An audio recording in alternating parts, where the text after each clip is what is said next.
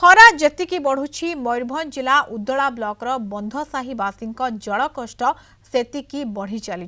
स्थानीय अंचल में नलकूप अच्छी हेले पीवा उपयोगी होई नथिबारु गाँ लोकों शोष मेटाउछि कंठाल नदी पानी। बारंबार प्रशासन को अवगत कले सुधा समस्यार समाधान हेउ नथिबारु चिंतारे गाँ लोके। राति पाहिले पानी चिंता। मयूरभंज जिला उदला ब्लॉक बड़खमण पंचायत बंधसाही लोकमाने दीर्घ वर्ष हेब भोगी चलिछंती जल जातना। सकाळ हेबा मात्रे गाँर महिला माने धाड़ी बांधी निकटस्थ कंठाल नदी को जाती। नदी पानी रे मेंटुछि सेमानंको शोष। बहुत समस्या रही जाइछि देखि पानी पाई भी सुविधा करि पारु नहंती। पानी आनिबा पई भी असुविधा होउचे।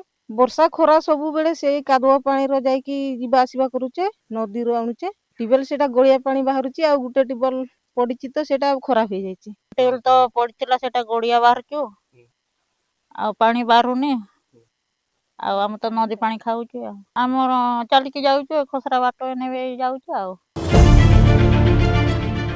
बंधसाही रे नलकूप अछि मात्र पानी व्यवहार उपयोगी नुहे।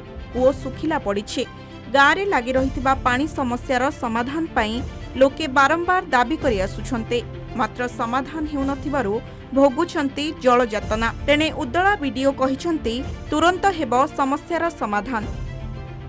पानी तो एठी नहीं कूओ तो नहीं टियोल अछि हाटा अछि सेटा तो पानी संगे संग गुड़िया हबो। एठी अछि एटा तो सुखी गलानी। हम नदी पानी खाउछन्ते आ। लास्ट ईयर गोटे सेठी ट्यूबवेल खोलिथिलु किंतु से ट्यूबवेलटा टे डिफेक्ट हो गला तार ग्राउंड वाटर रीच हो पारा ना। तेणु आम बहुत जल्दी से टैंकर व्यवस्था करूँ आउटा आउ थे भी आम कंप्रेसिंग करने करूँ कि बहुत जल्दी कंप्रेसिंग करूँ।